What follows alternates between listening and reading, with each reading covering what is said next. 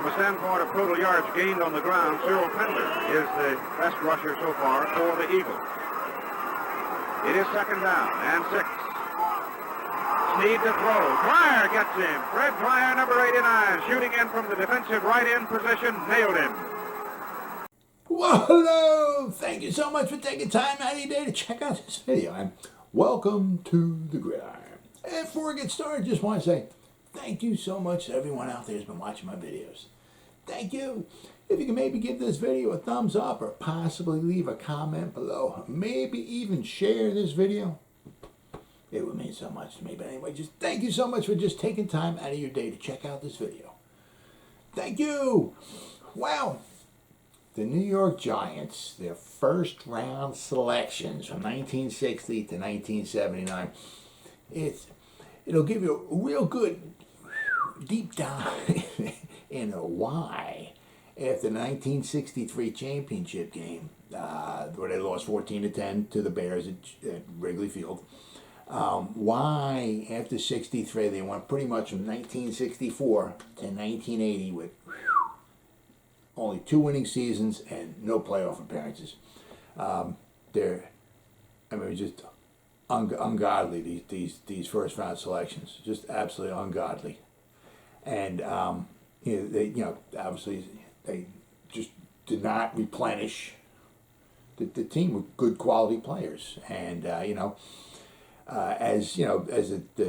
got into the 60s, they had a good core of players, but they started getting a little old. Allie Sherman was the coach at the time, and he started in 1961. By the time 62 and 63 rolled around, he just felt that the Giants were getting a little old. So a couple guys, maybe after 64, Frank Gifford, Wyatt Tittle retired. He started trading some guys off to get some younger guys, and he traded off good guys, and he started bringing in absolute garbage to replace them. And not only that, but their drafts were absolute, total, 100% freaking trash. So, you just, and that's why they were just absolutely horrible from 64 to 1980. 2 winning seasons, no playoff appearances. So, what I'm going to go over here is going to, you'll understand. I'll start with 1959 for a little bonus first rounder. Lee Grosskopf, he was a quarterback from Utah. They picked him number 10 overall, He played with the Giants from 1959 to 1961. And in 1962, he wound up with the New York Titans, who later became the New York Jets of the AFL. So he played 3 seasons with the Giants. Grand total with the Giants, pick number 10. All right. He played a grand total of 8 games for the Giants. He completed 16 passes out of 47 attempts. He completed 34% of his passes for 231 yards. He threw 2 touchdowns and 4 interceptions. With the Titans, his record, I believe, he started 4 games for the Titans in 1962. He was 1-3. He was a quarterback. He was maybe depth, but he was just. They picked number 10 overall, and played 3 seasons, 59, 60, 61, and he was gone. 1960, the first round pick, Lou Corleone. He's a defensive tackle from Clemson. He was picked number 12 overall. He had a little nice career. He played 9 seasons. He played from 60 to 68. The only problem was he only played 1 year for the Giants. He played in 11 games. Also played, he played from 60 to 69. So little lengthy career, especially you got 9 seasons back then. That's pretty good. But he played for 5 different teams. So basically, he went from one team to another team. So it just goes to show you, if he was really good, especially a first round pick, number 12. One of these teams would hold on to him for 5-6 years or so. He played for the Giants, the Saints, the Steelers, the Rams, and the 49ers. So you got Lee Grosskopf in 59, played 3 seasons for the Giants, and Lou Corleone played 1 season for the Giants. How are you supposed to replenish your team when your first rounders play 1 season for you? Absolute, total freaking joke. 1961, they had no first round pick. Okay, moving on to 1962. Jerry Hildebrand, he was a linebacker, pick number 13 out of Colorado, okay? Played until 1966 with the Giants. Played in 49 games with the Giants, okay? Ended up his career in 1970 with the Steelers. I mean, yeah, overall, I guess you got to, he played from 62 to 66. Actually played 5 seasons for the Giants, but I mean, he was nothing special. As I said, after 66, he was gone. 1963, Giants had no first round pick. There's going to be a little bit of a theme of that kind of going on over here for the, during the 60s, okay, and into the 70s too, right? Yeah, there'd be a little theme going on, right? 1964. This guy. Oh my God! I could spend about 3 years on this absolute total freaking nutcase. I mean, absolute total nutcase.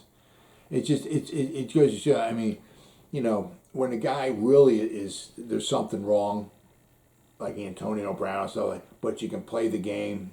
Teams are willing to take. Well, he's a little crazy, yeah, but the man, he can catch the football, he can run, we'll bring him in, Giants picked Joe Donlon. He was a running back out of Oklahoma, pick number 12. He was a very good player in college. He was very good, and that's why the Giants selected him.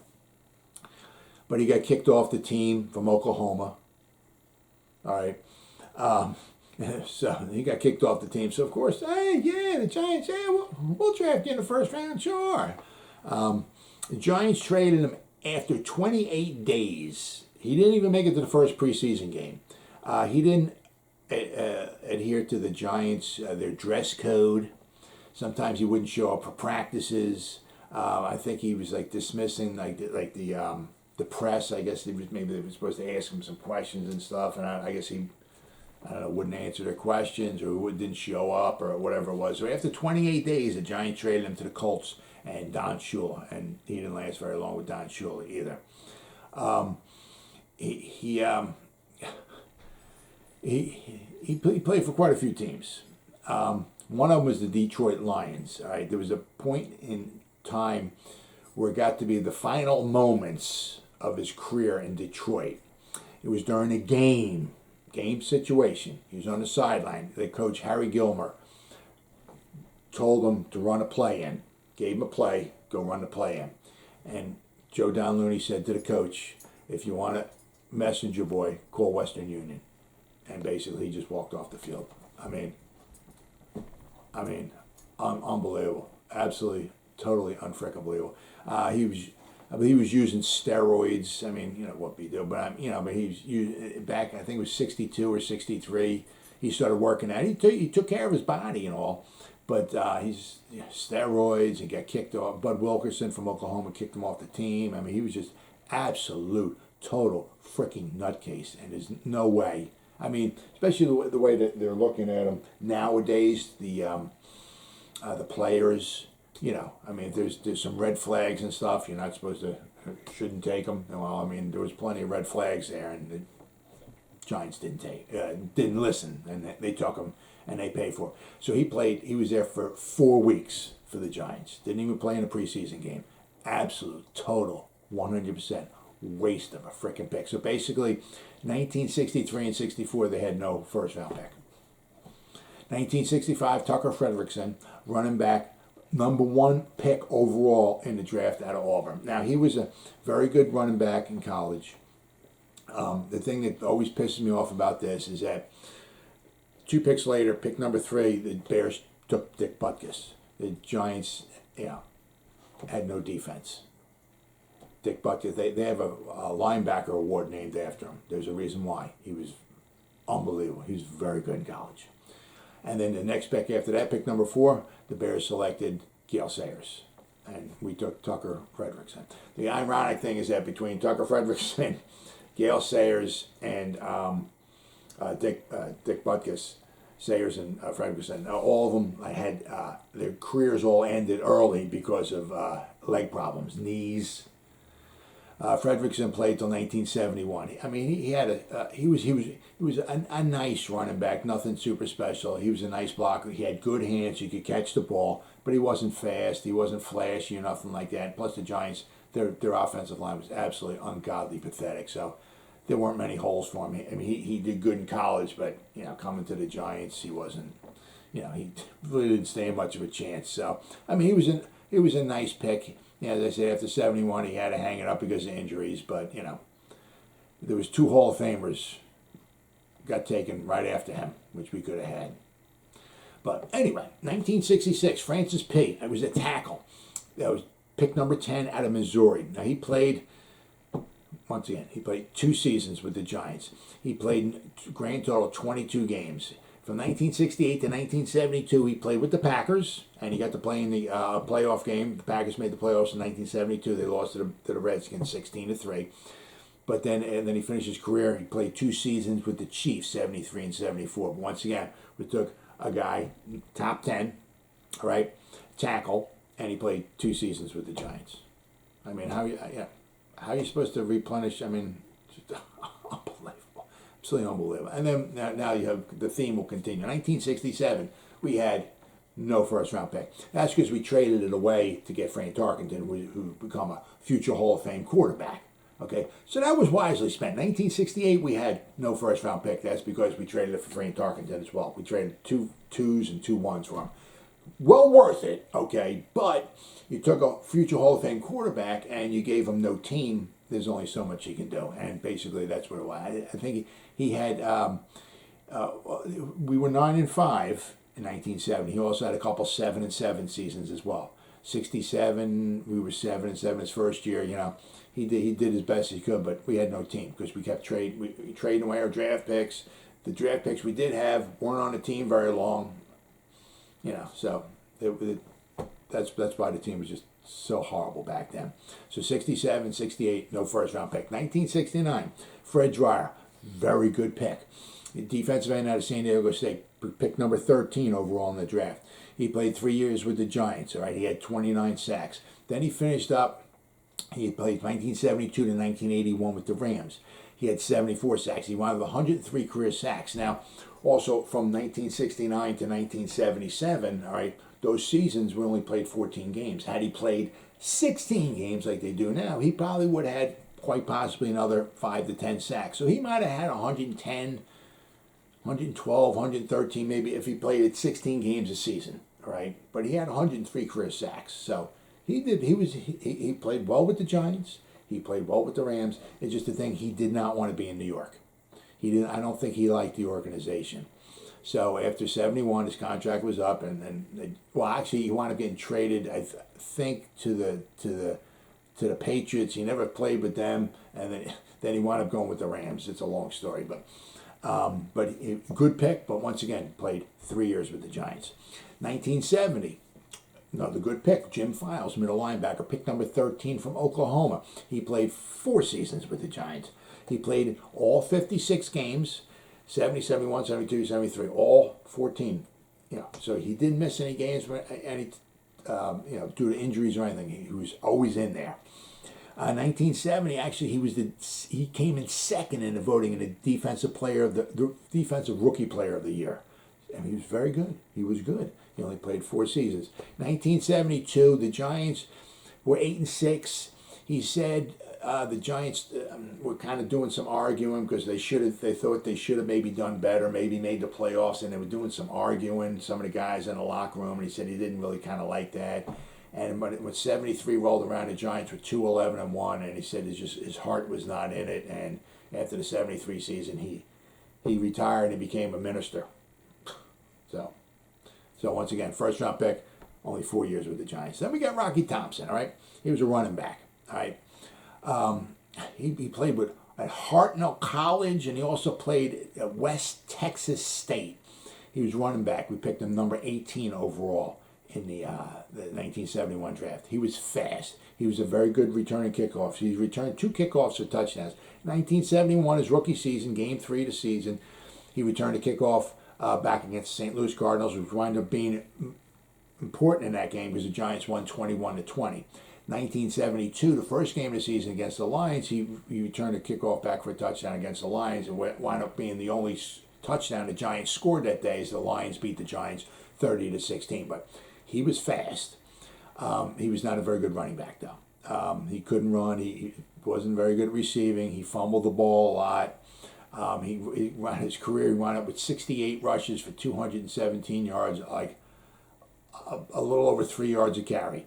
He had caught 16 passes for 85 yards. The first game of the 73 season, he played in all 14 games, 71, 72. First game of the season against the Houston Oilers in 1973. Ron Johnson went out. He had bruised ribs. Rocky Thompson took his spot. And I believe he was running the ball, and I think he said he got speared or something like that. And something happened with his neck. They took some x-rays and they took him out and then they put a collar on him, and he was supposed to miss the next 4 games, and he wound up missing the rest of the season, and his career was pretty much over. So he lasted 29 games for the New York Giants, but they drafted him to be a running back or whatever, and he was not that. He was fast. He could return kickoffs, and that was it. Absolute horrible pick. 1972, we had 2 first-round picks. Eldridge Small and Larry Jacobson. Eldridge Small was defensive back. He was from Texas A&M Kingsville, another small school. Another absolute horrible pick. Pick number 17 overall. He played from 72 to 74 with the Giants. He had 1 interception in 1974 against the Dallas Cowboys, and that was it. He was out of football. I mean, we traded him away to the Cleveland Browns, and he didn't even make, after the 74 season, he didn't even make the team. I mean, just ungodly, horrible pick. Larry Jacobson was an Outland Trophy winner for the Nebraska Cornhuskers. We drafted him in the first round of the 1972 draft, pick number 24. He won the Outland Trophy in 1971. He played 3 seasons for the Giants. He played in 33 games. He got hurt. He had injuries. He stepped on a piece of glass, which tore a tendon or something in his foot. Then he came back in 74. He started playing. His back was bothering him. They didn't know what the problem was. He also found a rash. Something was hurting him on his foot again. Then he wound up going in and pulled out like another inch piece of glass out of his foot. 1975, he went to practice and training camp and all, and he said a rookie cut block him, which he wasn't supposed to do.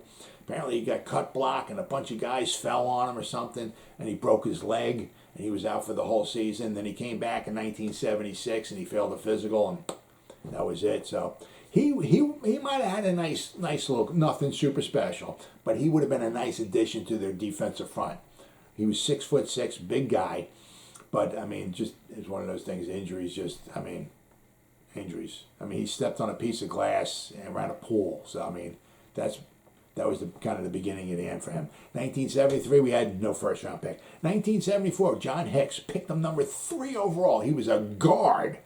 He was an Outland Trophy winner from Ohio State. All right, he was very good in college, very, very good. He came in second in the Heisman Trophy winner. So he played 4 seasons for the Giants. 78, he had some injury problems. I'm reading that the coach maybe wanted him to play or something, and he didn't really feel like he wanted to play or something because of his injuries. I got to read more into that. I do apologize. But after the season, they traded him to the Steelers, okay, who had just won the Super Bowl. So John Hicks thought he died, went to heaven because the Giants stunk and the Steelers were defending Super Bowl champions. And but he never wanted making their team. So John Hicks played 4 seasons for the Giants, 74 to 77. 78 they traded him to the Steelers, and he never made the team. So he, once again, the first round pick, he played 4 seasons for the Giants. 1975, we had no first round pick. Once again, tough to replenish your roster when your first round picks either don't play for your team or you don't have any first round picks. 1976, Troy Archer, defensive tackle, pick number 13 out of Colorado, who had a very good career, I think, with the Giants.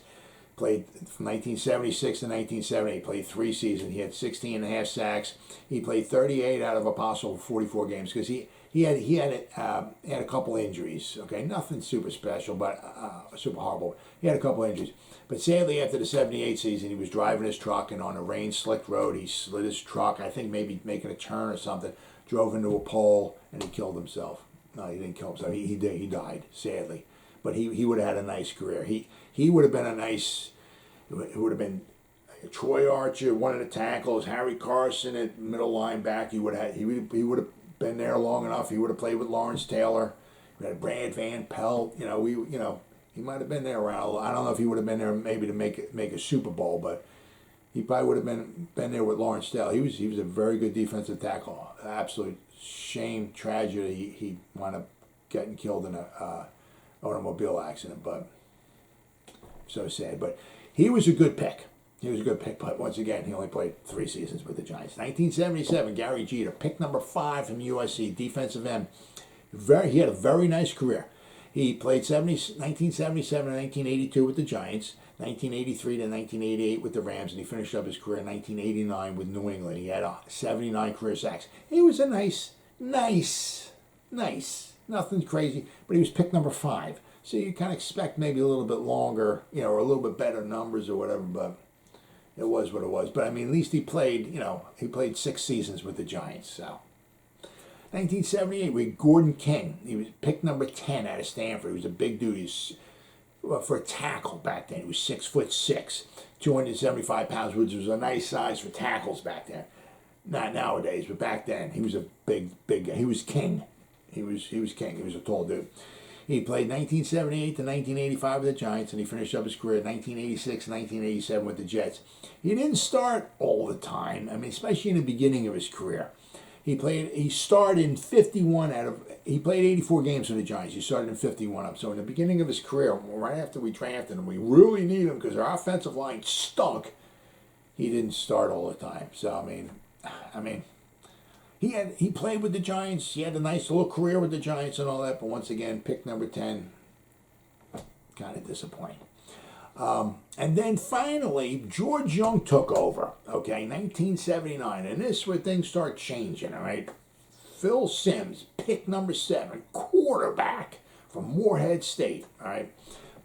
Bill Walsh wanted Phil Simms, too. And if the Giants didn't draft Phil Simms, the chance Bill Walsh with the San Francisco 49ers would have took Phil Simms as well. But, in the end, Bill Walsh, I guess he kind of got over it because a couple rounds later, he took some dude named Joe Montana out of Notre Dame, and the rest is history there. But anyway, Phil Simms played his whole career with the Giants. Once we started with George Young. George Young's picks in the beginning, 79 through the 80s, were pretty good. They started getting a little bad in the 90s, but we'll go over that another time. But George Young came in, he started making some good draft picks. Starting with our franchise quarterback, Phil Simms, 1979 to 1993. He finished his career with 95 wins, 64 losses. He threw for over 33,000 yards. He had 199 touchdown passes, 157 interceptions. So, start with George Young. All right, Phil Simms, 1979. Fantastic pick. But as you can see, the reason why the Giants from 1964 to 1980 did not make the playoffs and they only had 2 winning seasons was because we either didn't have first-round picks or our first-round picks didn't play long with the Giants or they just didn't hardly play at all or they got injured or whatever it was. But just goes to show you, leading into this draft coming up, the Giants need to hit on their first-round picks. Well, as always, guys, thank you so much for taking time out of your day to check out this video. You guys stay safe out there and go Giants. Woo!